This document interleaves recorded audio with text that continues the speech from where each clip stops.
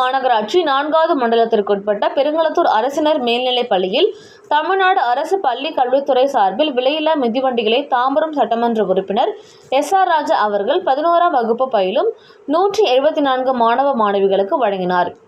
செங்கல்பட்டு மாவட்டம் தாம்பரம் மாநகராட்சி 4வது மண்டலத்திற்குட்பட்ட பெருங்களத்தூரில் உள்ள அரசினர் மேல்நிலைப் பள்ளியில் தமிழ்நாடு அரசு பள்ளி கல்வித்துறை சார்பில் விலையில்லா மிதிவண்டிகள் வழங்கும் நிகழ்ச்சி நடைபெற்றது. இவ்விழாவில் சிறப்பு அழைப்பாளர்களாக தாம்பரம் சட்டமன்ற உறுப்பினர் SR ராஜா அவர்கள் கலந்து கொண்டு சிறப்புரையாற்றி 11ஆம் வகுப்பு பயிலும் 174 மாணவ மாணவிகளுக்கு விலையில்லா மிதிவண்டியினை வழங்கினார். இவ்விழாவில் தாம்பரம் மாநகராட்சி 4வது மண்டல குழு தலைவர் T. காமராஜ், பகுதி செயலாளர் S. சேகர், மாமன்ற உறுப்பினர்கள் புகழேந்தி, சுரேஷ், மதுமிதா மதன், பெற்றோர் ஆசிரியர் கழக சங்க தலைவர் சேது மாதவன், தலைமை ஆசிரியர் அங்கையர்கண்ணி மற்றும் கழக நிர்வாகிகள், பள்ளி மாணவர்கள் உடன் இருந்தனர்.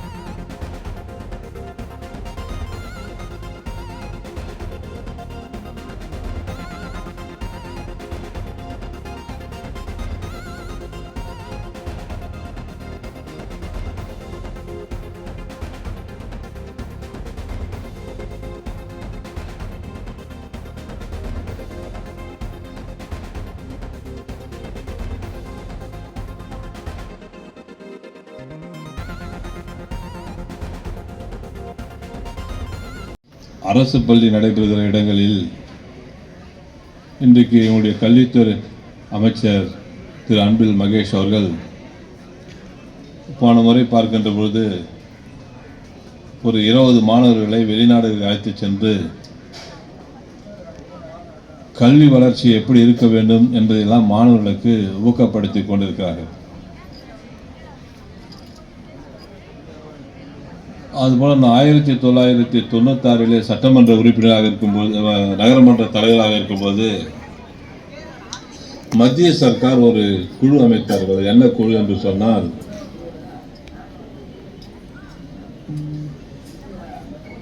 அந்த கிராமத்தில் இருக்கின்ற முக்கியஸ்தர்கள், கவுன்சிலர்கள், நகரமன்ற தலைவர்கள், தலைமை ஆசிரியர் உள்ளிட்ட ஒரு ஒருங்கிணைப்பு குழு. அதுக்கு தான் இப்போ SSI அந்த பேர் வச்சுக்க SMC, ஸ்கூல் மேனேஜ்மெண்ட் கமிட்டி இப்போ வச்சிருக்கிற பேர். அப்போ அந்த கமிட்டி மாதம் ஒரு முறை கூடும். தாம்பரம் நகராட்சி பள்ளி, அரசு உதவி பெறும் பள்ளியெல்லாம் நான் அத்தனை நிகழ்ச்சியிலுமே அந்த நிகழ்ச்சியிலே கலந்து கொள்வேன். அதில் முக்கியமானது என்னவென்று சொன்னால், மத்திய சர்க்கார், மாநில சர்க்கார் ரெண்டும் நிதி ஒதுக்குவார்கள். அப்படி ஒதுக்கப்படுகின்ற நிதியை அந்த SMC, இப்போ இருக்கிற SMC, அப்போ வேற ஒரு பேர் வச்சிருந்தாங்க அதுக்கு, அது இப்போ நான் மறந்துட்டேன். அவர்களே கட்டணத்தை கட்டலாம், அவர்களே கொள்முதல் பண்ணலாம், எந்த டெண்டர் எதுவும் கிடையாது. தேவைப்பட்டால் அவர்களே நிதி வசூல் செய்யலாம் என்று அந்த சட்டம் அப்போது சொன்னது. இப்போ இருக்கிற சட்டம் என்ன சொல்லுதுன்னு எனக்கு தெரியல. ஆக தலைமை ஆசிரியர் இருக்கிறார், பெற்றோர் ஆசிரியர் கழகம் இருக்குது, அதுபோல SMC என்ற ஒரு அமைப்பும் இருக்கிறது. அதற்கு மேலாக இங்கே படித்த முன்னாள் மாணவர்கள், மாமன்ற உறுப்பினர்கள் அத்தனை பேருமே இருக்கிறாங்க. இது பெருங்களத்தூர் போர்டு ஸ்கூல் சொல்லுவாங்க இந்த ஸ்கூலை. அப்போ இந்த ஸ்கூலை சேர்றதே அதிகம் பேர் விரும்ப மாட்டாங்க. அதுபோல் குரோம்பேட்டையில் ஒரு ஸ்கூல் இருக்கும், குரோம்பேட்டை போர்டு ஸ்கூல். இது ரெண்டு தான் நேரடியாக அரசு பள்ளி, மீதியெல்லாம் அரசு உதவி பெறும் பள்ளி. இது மட்டும்தான் அரசு பள்ளி. இதே போல பள்ளி மண்ணிவாக்கத்தில் ஒரு பள்ளி இருக்கிறது. என் கணக்கு சரியாக இருந்தால் இந்த இடம் குறைஞ்சது 10 ஏக்கருக்கு மேலே தான் இருக்கும். எவ்வளோ 5 ஏக்கர் தானா? 5 ஏக்கர் என்பது அரசு சட்டத்திட்டங்கள் இவ்வளவு இருந்தாதான் ஒரு பள்ளின்னு. இது போல ஒரு விளையாட்டு மைதானம், இது போல அட்மாஸ்பியர் வேற எங்கேயும் காற்றோட்டமான இருக்கிற பள்ளிகள் பெரும்பாலும் இல்லை. சின்ன பள்ளியாக இருக்கும், அதில் 500 பேர் படிப்பாங்க, 1000 பேர் படிப்பாங்க. நானும் எல்லா பள்ளிகளுக்கும் போய் பார்க்கின்ற பொழுது மாணவர்கள் கம்மியாக இருக்கிறாங்க, ஆசிரியர்கள் அதிகமாக இருக்கிறாங்க. அதுக்கு காரணம் உங்களை கேட்டிங்கன்னா நீங்கள் என்ன சொல்லுவீங்க? தமிழ் மீடியம்ன்றதுனால மாணவர்கள் குறைவாக வருகிறார்கள். இன்னொன்று ஹையர் செகண்டரி இல்லை, அதனால் மாணவர்கள் குறைகிறார்கள் என்று சொல்வார்கள். இப்போ பார்த்தீங்கன்னா ஹையர் செகண்டரியில் தான் அதிக பேர் இருப்பாங்க போல இருக்குது. 785 பேரில் 173 பேர், ஆக 600 பேரை தவிர 173 பேர் ஹையர் செகண்டரியில் +1 +2 படிக்கின்ற மாணவர்கள். அவருக்கு தான் இப்பொழுது அரசாங்கம் விலையில்லா சைக்கிளை கொடுக்கிறது. 11th மட்டும். இப்போ 11th மட்டுமே 173. அப்போ 12th 173 இருப்பாங்க இல்லையா? அப்படி பார்த்தீங்கன்னா 380 பேர் அவங்க மட்டும் இருக்கிறாங்க. 780 பேரில் 380 பேர் மீதி 400 பேர் சின்ன கிளாஸில் இருக்கிறாங்க. ஆக இது அதுக்கு பல காரணங்கள் சொல்லுவார்கள். என்ன காரணம் சொல்லுவாங்க? நிறைய ஸ்கூல் வந்துடுச்சு, இந்த பக்கம்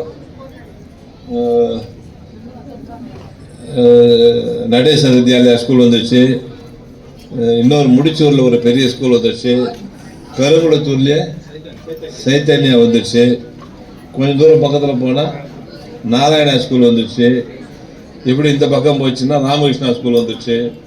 இப்படி பல ஸ்கூல் வந்த காரணத்தினால் இங்கே ஸ்ட்ரென்த்து குறைவு என்று சொல்வார்கள். அதுக்கு தான் அரசாங்கம் இப்பொழுது இன்னொன்று சொல்லுதுன்னு கேட்டிங்கன்னா, அரசு பள்ளியிலே படிக்கிற மாணவர்கள் தான் மெடிக்கல் காலேஜுக்கு போகும்போது 7.5% இடஒதுக்கீடு கொடுக்குற சட்டத்தை நம்முடைய முதலமைச்சர் அவர்கள் கொண்டு வந்திருக்கார். அது மட்டுமல்ல, இந்த பள்ளியிலே படிக்கின்ற மாணவிகளுக்கு காலேஜுக்கு போனீங்கன்னா மாதம் 1000 ரூபாய் ஸ்டைபண்ட் தரதாகவும் இன்றைக்கு தமிழ் புதல்வன் திட்டம், பெண்களுக்கும் புதுமை பெண் திட்டம் என்று 2 திட்டம் அறிவித்து உங்களுக்கு உற்சாகப்படுத்துகின்ற வகையில் அரசு பள்ளிகளுக்கு ஒரு முக்கியத்துவம் தர வேண்டும். அதன் மூலமாக கல்வித்தரத்தை உயர்த்த வேண்டும். இப்போ நீங்கள் தனியார் கல்வியில் போனீங்கன்னா, இப்போ உங்கள் ஸ்கூல் வாத்தியார் வாங்குகிற சம்பளத்தில் 3ல் 1 தான் வாங்குவாங்க. ஆனால் நீங்கள் உங்களுக்கு சொல்லிக் கொடுக்குற வாத்தியார்களுக்கு சம்பளம் அதிகம். ஆனால் எங்கள் ஸ்ட்ரென்த்து கம்மியாக இருக்குது, மற்ற ஸ்கூலில் ஸ்ட்ரென்த் அதிகமாக இருக்குது. அதுக்குண்டான வசதி வாய்ப்புகள் அத்தனையும் இருக்குது. நல்ல ஆசிரியர்கள் முன்ன மாதிரி கிடையாது. இப்போ பிஎட் எல்லாம் படிச்சா இருந்தால் கூட ட்ரைனிங் எடுத்து அவங்களுக்கு ஒரு நீட் எக்ஸாம் வச்சு ஆசிரியர்கள் தயார் பண்ணி தான் இப்பொழுதெல்லாம் உங்களுக்கெல்லாம் அரசு இந்த பணியெல்லாம் இன்றைக்கு செய்து கொண்டிருக்கிறார்கள்.